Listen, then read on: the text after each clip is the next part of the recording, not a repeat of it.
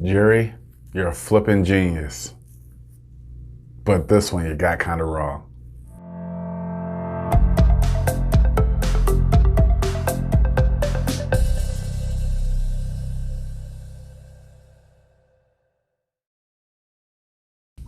YouTube, Chris Curry here.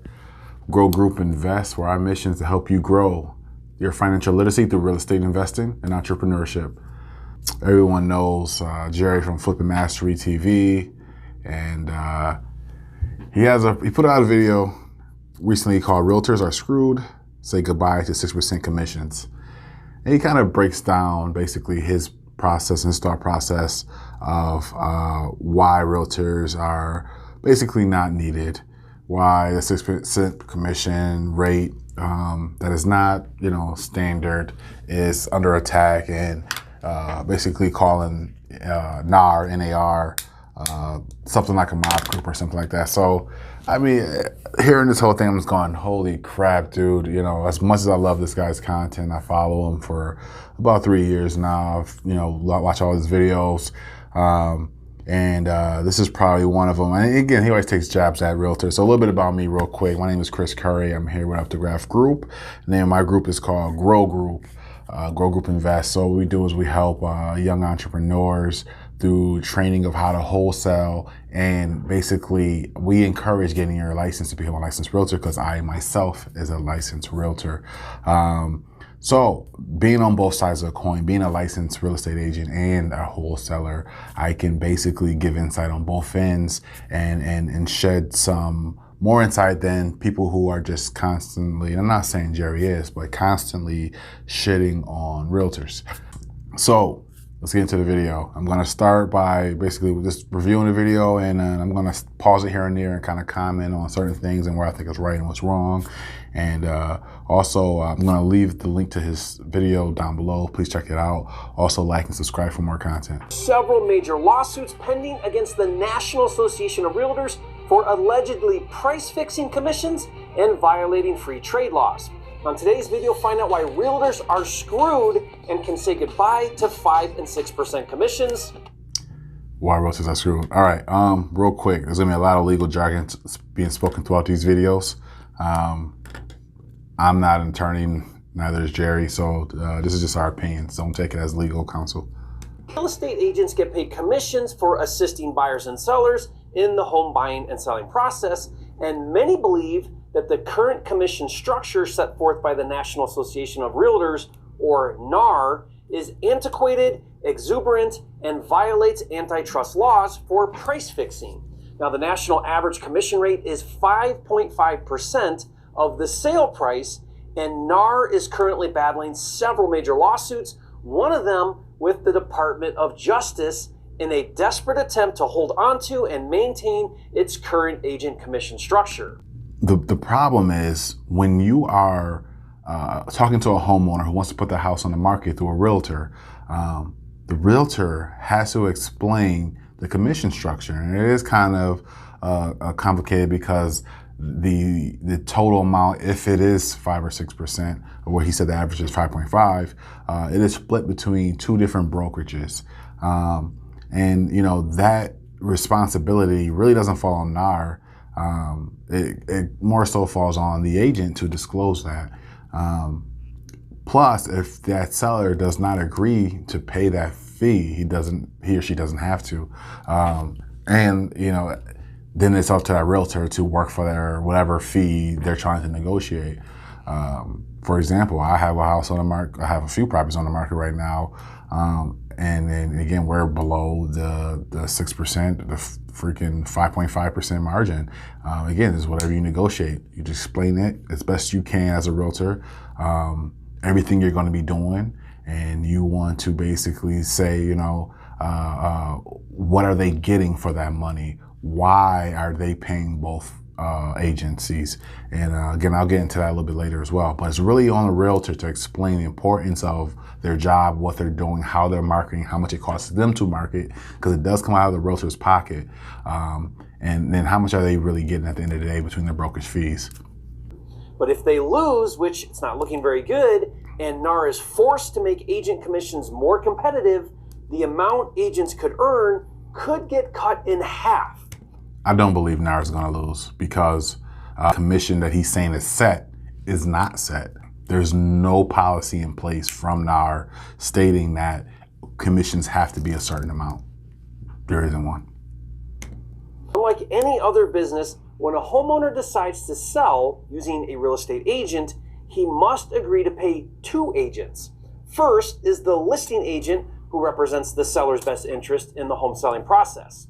Now, although technically negotiable, the average listing fee commission is 2.5 to 3% of the sale price. But in addition to paying his listing agent a commission, he also has to pay the agent who represents the buyer, called the buyer's agent. Right. So then again, that's more on the listing agent to explain that. The reason for that is we got to look at the real estate structure before current day. Before, the listing agent was called the listing agent.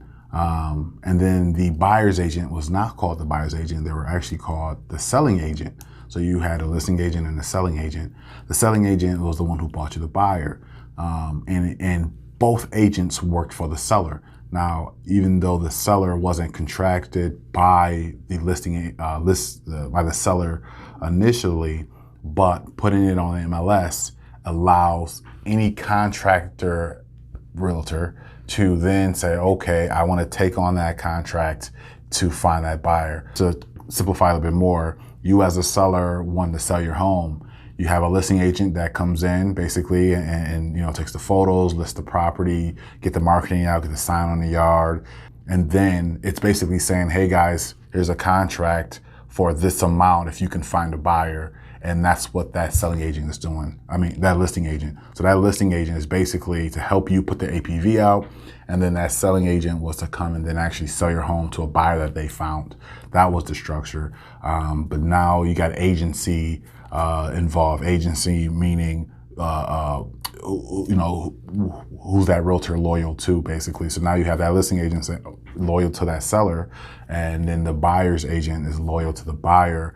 So once agency got involved, it complicated things a little bit more, but the structure of payment stayed the same. So that's why when you say, hey, that's the buyer's agent, and then that seller is basically saying, why am I paying that buyer's agent? Why don't the buyer pay the buyer's agent? Again, that's more so on the agent, the listing agent, to kind of explain the structure and why it's the way it is.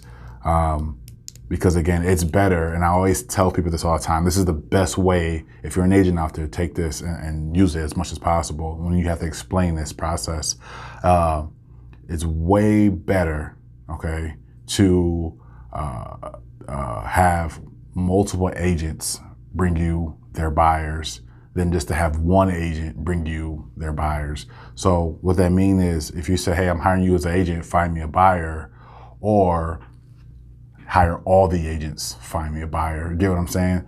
And that's why when people do these, for sell by owners, again, this works for them as well. You have one person trying to find that end buyer, which is really, really hard. But when you put it on the MLS, now you have a multitude of agents trying to find you that buyer.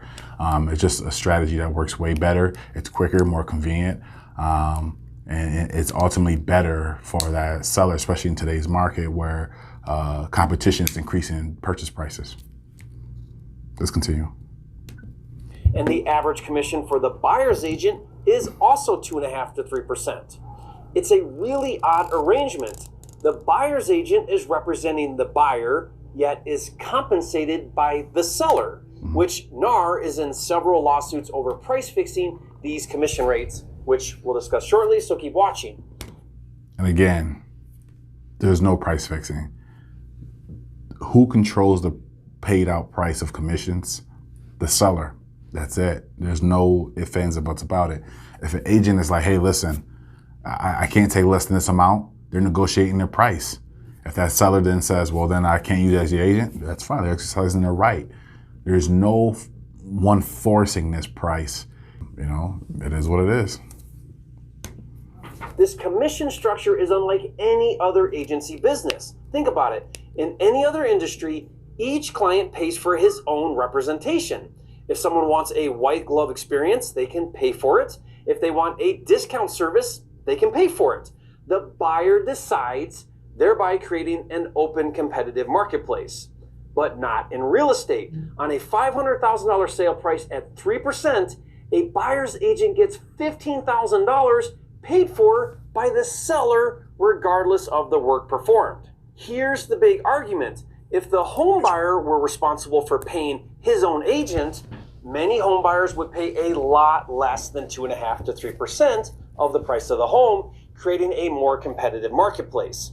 You want to get compensated 3% for representing a buyer in a transaction? That's fine. I'm all for it. But earn it like every other sales industry. Okay.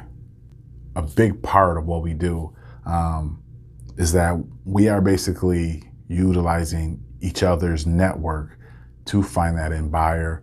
And again, you say that one realtor, hey, listen, find me a buyer for this property without putting it on MLS. And our realtor could do that as well.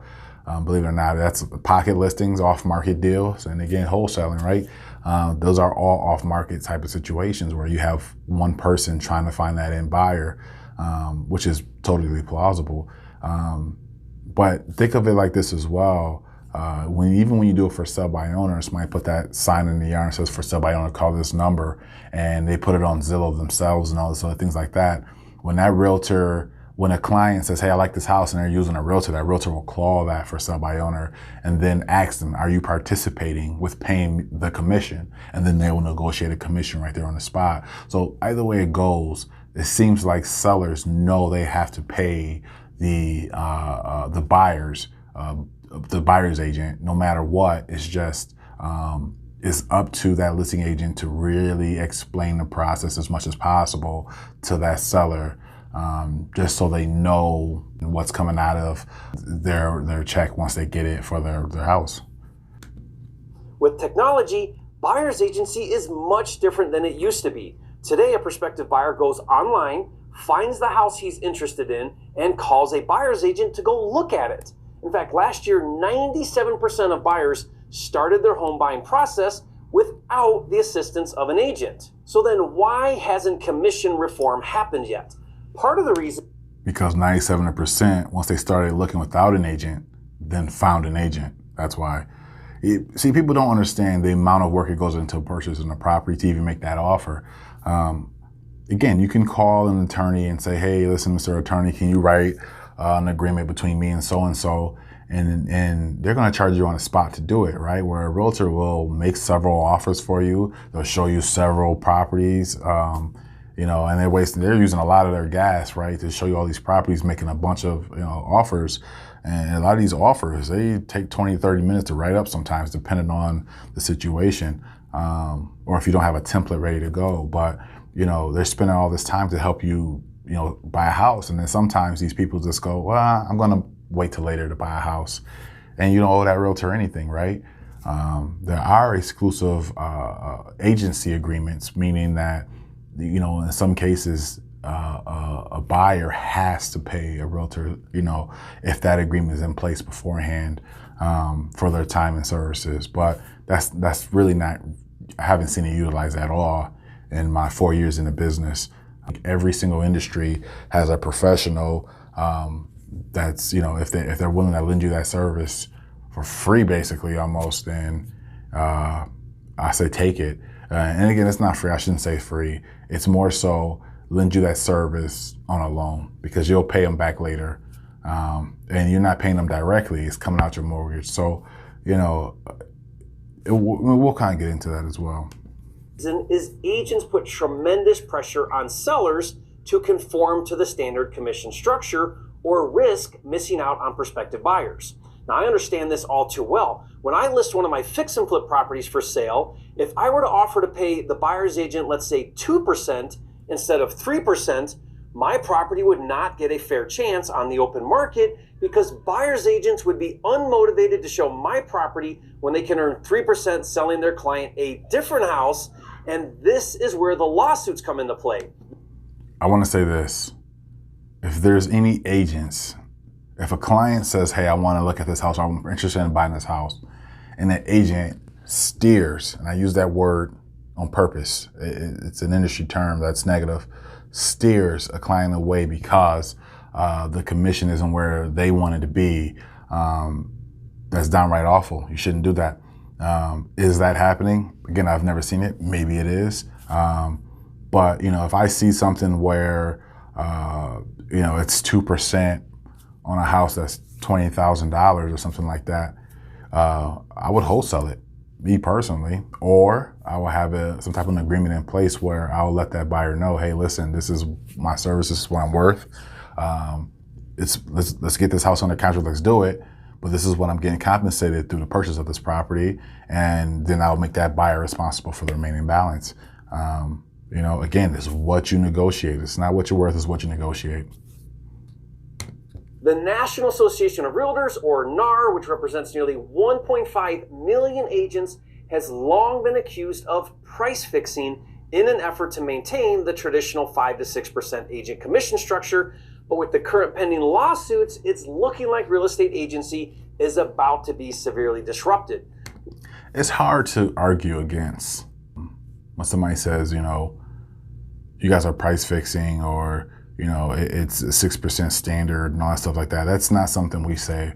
We're not supposed to say, I should say. You can't say, oh, the standard price is 3% per agent, that's 6%. You're not supposed to say that as an agent because, again, there's no standard.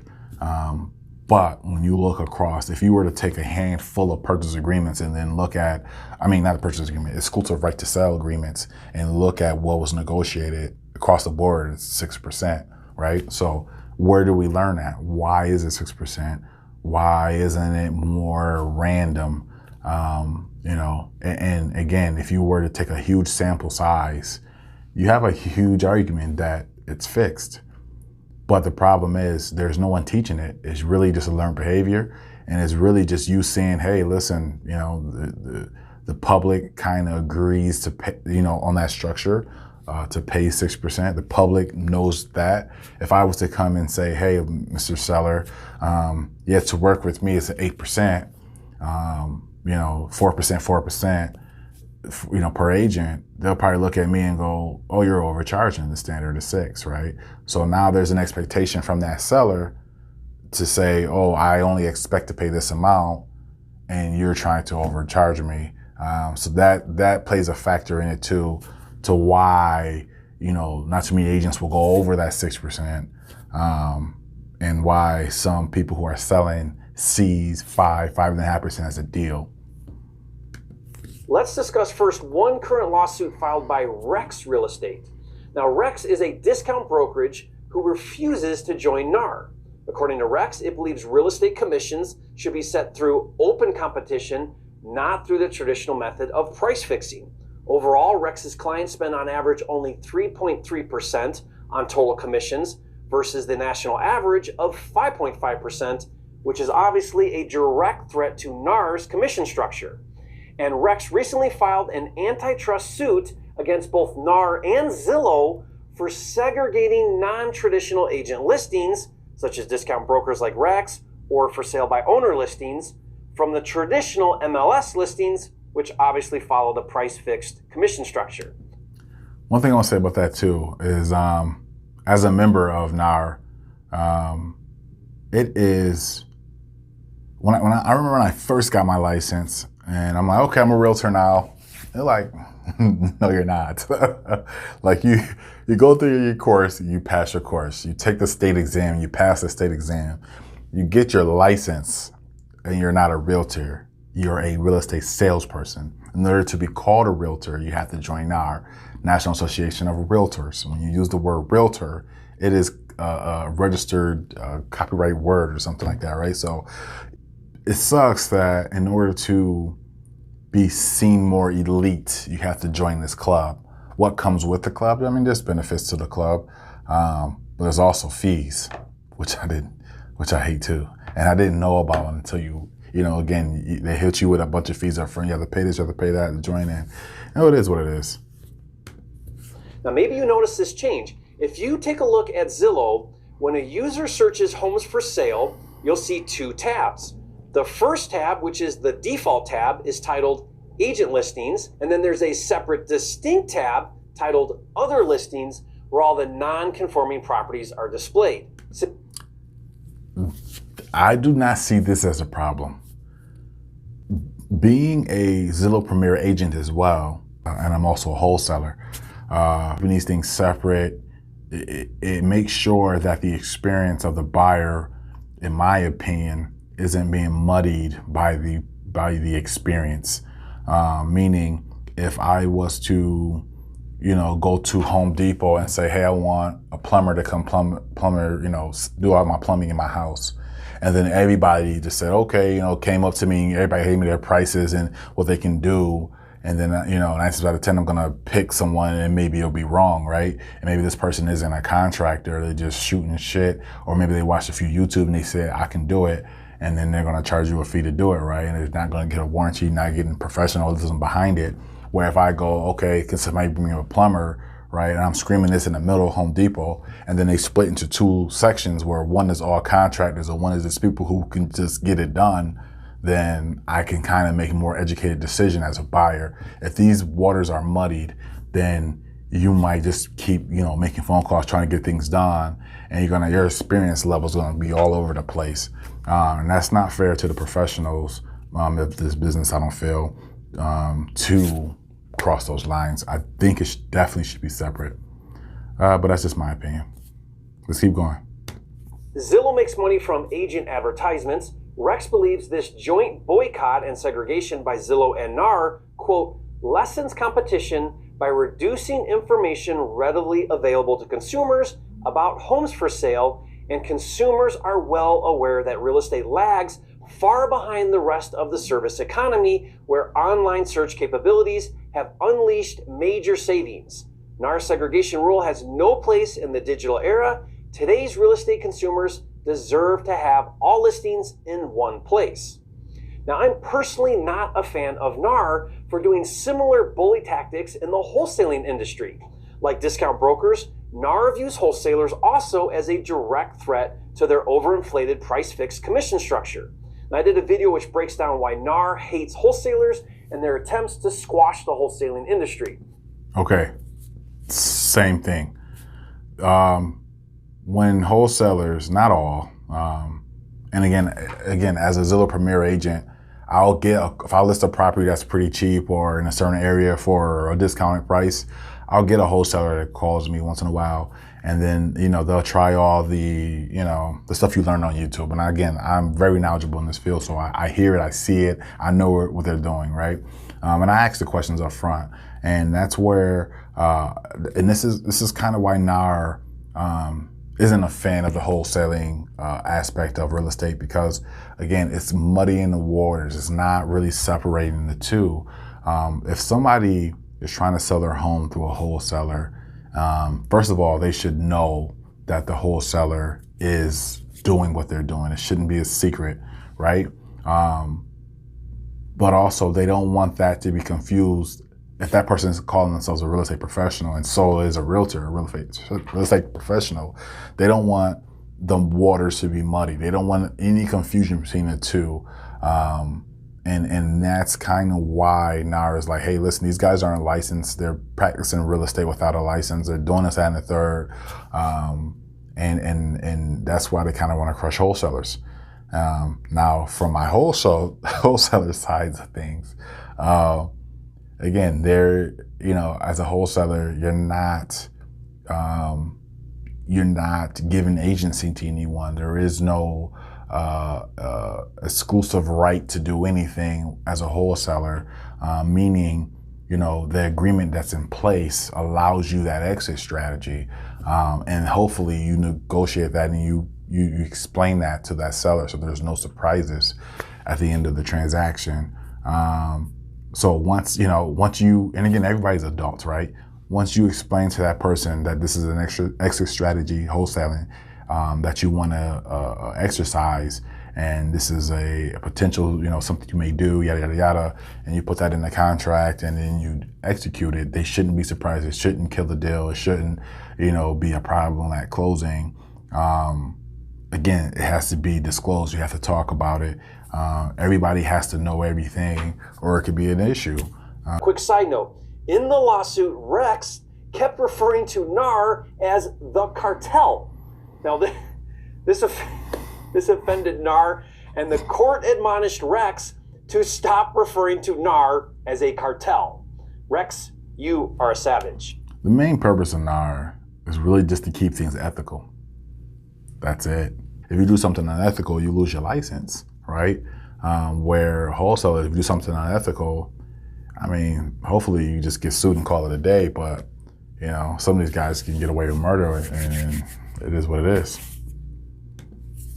Now, it's yet to be determined how the courts will rule with this case, but this is just one of several similar suits against NAR. But the real lawsuit to pay attention to, the one that could be a real game changer, came from the very top, the federal government. On November 20th, 2020, the Department of Justice, the Antitrust Division, filed a civil lawsuit against the cartel, alleging that NAR is violating free trade laws, which we'll discuss in a minute. But this is wild. Under Trump, the DOJ and the cartel had come to a settlement agreement, but now under new management with the Biden administration, the DOJ recently withdrew the proposed settlement because they feel, quote, that the settlement will not adequately protect the department's rights to investigate other conduct by NAR that could impact competition in the real estate market that may harm home sellers and home buyers. Everything he said there was completely correct. That's basically what's happening. And I mean, that's what happened. It is what it is. So the DOJ pulled the settlement off the table and said that they want to further investigate to see if there's additional antitrust violations by the cartel. This is just not good news for the cartel and its realtors. And I'm all for it. So let it be known for the record that I agree with something the Biden administration is doing. Now, the DOJ may come up with additional violations, but for now, let's take a look at the 4 things the DOJ is accusing the cartel of doing that violates free trade laws. Number 1, prohibiting NAR-affiliated multi-listing services from disclosing to prospective buyers the amount of commissions that the buyer's agent will earn. Again, this is not true. It's just not true. Prohibiting NAR-affiliated multiple listings, the MLS service, from disclosing to prospective buyers the amount of commission that the buyer's agent will earn. That is just not true. When somebody wants to go see a property, you show them the property. You can even do an MLS data printout if you want. And if you want for that printout to even disclose the agency's commission, you can do that as well. And you normally hand that to your clients as you're walking property so they can kind of see what the other agent is basically disclosing. You can even look at the property condition disclosure, which is another form filled out by the sellers, basically marking all the knowledge they have on this property, from the conditions of roof to structure, foundation, how long they owned it, what they're using it for, yada, yada, yada. So again, disclosures is really what NAR is pushing for. And there's so much paperwork that's going to cover their ass with this type of allegation. It just isn't true. Commissions is not hidden. Agents know what they're going to get paid as a buyer agent. You're showing a client a property, you know what that other agent is offering because it's in the listing right from rip. Is it not publicly advertised? Yes, it's not. It is in the private remarks. But again, that is, you can tell your client, hey, listen, this property, they're going to pay me a 3% commission. And again, this will come out from the seller side, but you will be paying that through your loan for the next 30 years. It is what it is. Now, why might that be an issue? Well, since a buyer's agent represents the buyer, that buyer should know how much his agent is earning to keep his intentions honest about doing what's best for the buyer. So for example, if one listing is paying 2% and another listing is paying 3%, and the buyer doesn't know, the buyer's agent could persuade the buyer to purchase the home that pays him the higher commission and not necessarily what's best for the buyer. If you believe that's the case with your agent, A, you just need to get a new agent. B, just ask them, hey, what is the commissions on this one? Oh, it's 3%. Oh, it's 2.5%. Oh, it's whatever. Agents want deals closed, man. It's not, if something's 2.5% to 3% on $100,000, $200,000 property, yeah, it's a few grand. By the end of the day, it's more so the mentality is, let's get this deal done. Let's get this over to the attorney so the thing closed. Because again, it don't matter what they're offering you if you can't close it. At the end of the day, it's about getting to close. Period. I'm not going to steer somebody from this one because it's paying 0.5% less if I can't even get the offer accepted, especially in this market. No agent is worried about that, especially right now. Now in the buyer's market, I guess you can more so argue that. But even in that case, in the buyer's market, you are more so negotiating the prices lower because sellers have less options, right? So why would a buyer want the sale price to drop? Because that'll drop their commission price. So it's really hard to argue that is something realtors are doing. Disclosing how much the buyer's agent will earn will help prevent that from happening.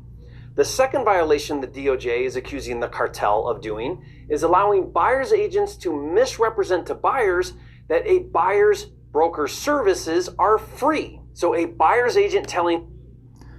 Again, that's not on NAR, that's the agent. Buyer that his services are free is a lie. It's not free, it's very expensive, and just because the buyer doesn't directly pay for the standard 2.5% to 3%, doesn't mean he's still not paying for it indirectly because that commission is reflected in the sale price. In other words... Right. But again, to say that if a realtor is using that as a marketing tactic to get more buyers to the door, hey, you don't have to pay us to buy a property, again, that's misleading of that realtor. Why is it misleading? Because it's not true, A. B, all realtors' pay structure is the same basically, unless they have an exclusive agreement with that buyer. So they're not doing anything different. And I know this is happening. Jerry's right. This is definitely happening because I had a client and he goes, "Are you free as well?" When I first initially sat down with him to go over how we're going to do this, he goes, "Well, the last guy I didn't have to pay him anything, it was free." And I go, that's not how that really works, but this is what's happening. And you're right, it's indirectly coming out of your pocket. The buyer is paying more for the home to cover the buyer's commission the seller has to pay. Okay, the third violation the DOJ is accusing the cartel for doing is enabling buyer's agents to filter MLS listings based on the level of buyer commissions offered and excluding homes with lower commissions from consideration by potential home buyers. Okay, enabling buyer's agents to filter MLS listings based on the level of buyer commissions offered and excluding homes with lower commissions from consideration by potential home buyers. I'm about to look this up right now. I don't think this is true. I'm gonna pull up the MLS right now. I gotta put my code in. Now, search criteria. It's price, bedrooms, bathrooms, full or half, total bath, square footage, acres, fireplace, year the house was built. Bedrooms on the first floor, basements, does it have one or not, bonus rooms, dens, family rooms, garage, in-law suites, pond, lakes, falls, what type of house, Cape Cod, type of deeds even, deed restrictions, warranty deeds, additional exteriors, balconies, awnings, atrium, attics, cathedrals, furnished. You can search for a property a million different ways, but none of them is by commission based. You cannot put in here homes, 4 bedrooms, 2 baths that pay 3% commission. Again, that's just not true. So they're going to have a hard time trying to prove that that's the case. It is what it is. Now, I hope this one is blatantly obvious that the cartel allowing and encouraging buyers agents to filter out and only show buyers homes that pay higher commissions. Again, you can't. Again, you can't. You cannot filter that. That's not a filter. It's just not true. Yeah, good luck with trying to prove that. It's not just bad business, but clearly harmful to buyers. And the fourth violation the DOJ is accusing the cartel of doing is limiting access to lockboxes that provide licensed agents with physical access to a home that is for sale to only agents who are members I haven't finished that sentence. of NAR. Now I know what. Okay. All right, lock boxes. There's two things here. First of all, a lot of these lock boxes, they're through companies, and these companies are paid services. So a realtor has to pay for the service to access the lockbox. To say that these boxes are now discriminatory against the public, I would say is wrong, because it even limits some realtors. For example, when I first got licensed, that's one thing I wish I would have known when I first got licensed, was how much it costs to be a realtor. It's expensive to get started. It's a few grand. But I had a client that wanted to see a property. I go to show them this property, and you have a lockbox on it that you have to Bluetooth, use your phone to Bluetooth to it. Now, I can't do it because I'm not a paid service member of this lockbox company. So I cannot give them access to this property as a licensed realtor, right? So to say that these companies, which are completely private and separate from NAR, even though they may or may not have some agreement with NAR, I'm not sure. That's not on my end. I don't know. That may be something there. That, you know, these realtors are paying for these super high, super safe, mind you. They're paying for the service because these lock boxes are really difficult to break into, and they're Bluetooth. They have GPS. You know, they do a lot of things. You know, once an agent accesses it, it alerts that selling agent who's in the house, how long they've been in the house, and all this other information that's very useful. But again, agents who are not paying for the service can't access these properties, so it even limits them. So it's not just against the public. But then I would also ask the general public, if you are selling your house on the market, would you want anybody to have access to it without some type of security measure? Lock boxes aren't bad. They're necessary, I would even argue. So let me hear his point, really, to figure out where he's going with this, to figure out, you know, if I agree or not. Why Rex calls NAR a cartel. If you're not a member of the cartel, no lockbox codes for you. Listen, real estate agents, the cartel needs your monthly membership dues to pay for all of their antitrust lawsuits.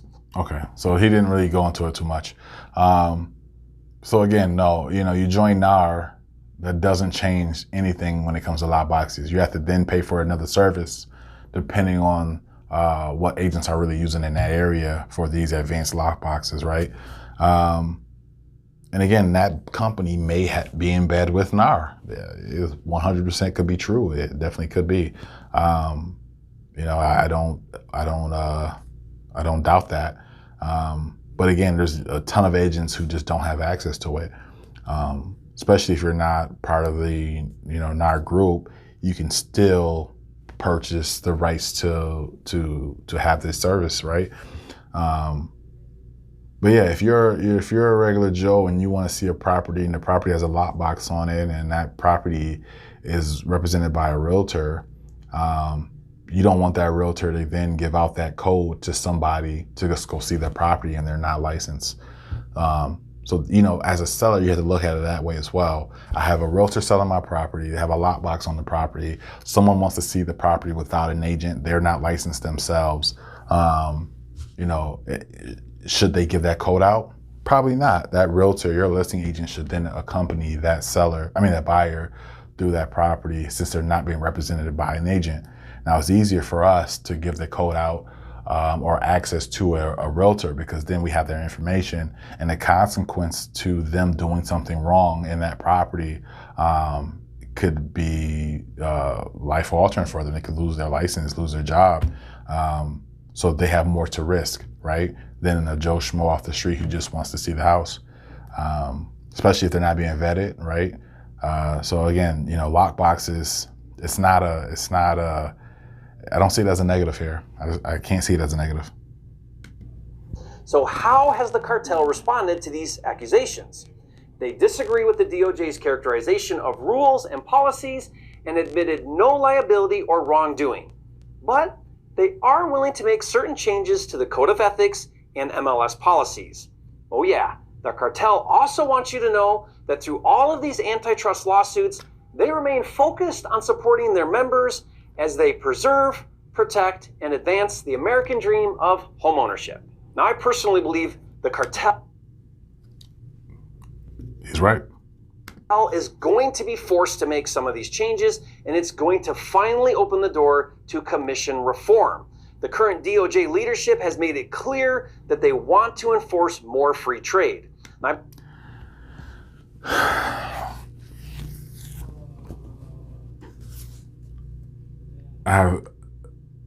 it is free trade. Again, the lawsuits that are on NAR, a lot of them just because they don't understand the process and they don't understand what's really happening. So they can just make these accusations blindly, and then NAR has to defend itself, right? It is what it is. When you make a statement, and then you can say, hey, listen, these are the policies and things we have in place to combat that. And when they say, oh, you have agents that are, they can just search for properties through commission-based, what their commissions are, and it's just not true. You can just, debunk that as well. So again, the DOJ did pull back one of the things they were doing as far as going after NAR because it was baseless. Unfortunately, this is what it is. I believe it's not a matter of if, but when it will happen. Now, if you agree and think it's time for commission reform, leave a comment and say, I agree with you, Jerry. You are a flipping genius. Commission reform how? Like, what are we reforming in commission? To do what? Get rid of it? Then what? So then no licensed realtor? What will the market look like without realtors? Again, people shit on realtors all the time. They look down on realtors. They think that, we don't do anything. It's just not true. There's so much being put, so much effort, time being spent, money being spent to advertise these people's property. Again, those who shit on realtors just don't understand the process and what they're doing. And and it's easy to see that, especially when for sell by owners. You can, again, go on Zillow and look up for sell by owners and call one and tell them you're a realtor and watch the level of frustration, how much they're going to curse you out if you try to help them sell their house. Because a lot of these people just don't like realtors. They had a bad experience, or maybe, the media, or maybe messages, that's, being put out there that just, completely shits on realtors. But at the end of the day,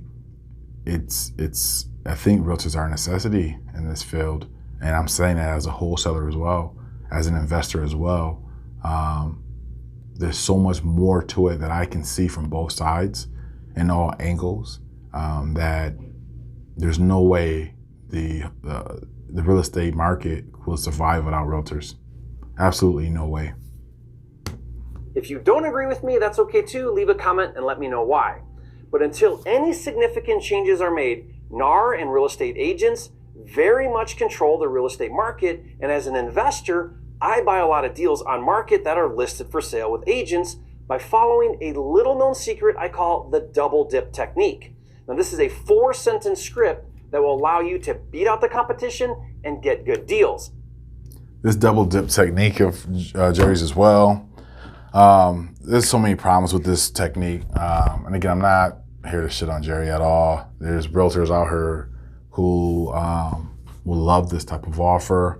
Not all realtors will accept it. I believe I've seen a video of his where he offered someone this double dip technique, and they flat out denied them, which I believe all realtors should do unless it's disclosed to the seller. So what the double dip technique is, basically have that listing agent represent both buyer and seller for the whole entire 6% commission, or whatever that commission amount is you agree to. And what that does is it basically, for financial gain, helps the buyer make their offer quicker, basically gives more credibility to that buyer. Hey, once, if that listing agent himself brings you a listing, he can convince you to take this offer. It's more better for the buyer, right? And again, the fact that that's even happening, it kind of sucks. And again, I'm not saying realtors call it double ending. He calls it double dipping, whatever. But, double ending a deal, both parties have to know what's going on, who, that you represent both. You have to disclose every single thing you can. You also have to remember that you have fiduciary duty to both. You just can't promise loyalty.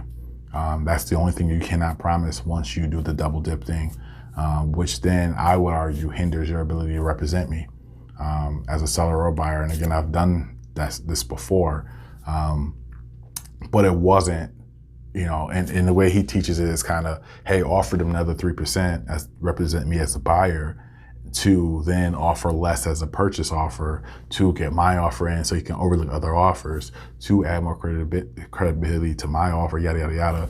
And again, I feel like that is definitely, as a listing agent, that's something you shouldn't do. You could say, yeah, I'll put that offer in with you. If you want me to represent you, I'll let the the seller know that, and I'll disclose that and go on about that. But to steer them towards you, just because I'm representing you, that's something I just won't do. So that's kind of, what that listing agent should do. And it'll be more, I feel, responsible for both parties. And I'll give you my double dip technique script for free, plus a guide explaining how to use it, and 6 more bonus scripts that get agents bringing you deals before they're even listed. To get that now for free, just go to agentofferscripts.com. And finally, if you're like me and you buy and sell houses on market where real estate agents are involved, then maybe you're familiar with what's called a pocket listing. If not, watch a video where I discuss the controversy regarding fairness and the legality of pocket listings. And if you haven't yet, be sure to subscribe to my channel with over 720. Again, follow Jerry, man. Flipping Mastery TV, 247,000 subscribers. A ton of information on there. Again, as a realtor, I don't agree with a lot of things he say. As a wholesaler, there's a lot of techniques you can learn to wholesale. But at the end of the day, it's all about learning and trying to execute what you know and trying to get some money. That's really it at the end of the day. So that was it. It was me reviewing Flipping Mastery TV's latest video on Realtors Are Screwed, Say Goodbye to 6% Commissions. Again, I do not agree with anything he really said in this one, and what I normally do. Again, he's a flipping genius. I'll say that for him. But at the end of the day, NAR isn't going anywhere. I really don't see any commission reform coming. Because if there's any issues with commission or anything as far as the process of selling homes go, that's more so on the agents themselves, not disclosing, not being upfront. So that more so falls on the individual, not the National Association of Realtors at the end of the day. So thanks for watching. Please like, subscribe, share. Stay tuned for more videos. Thanks.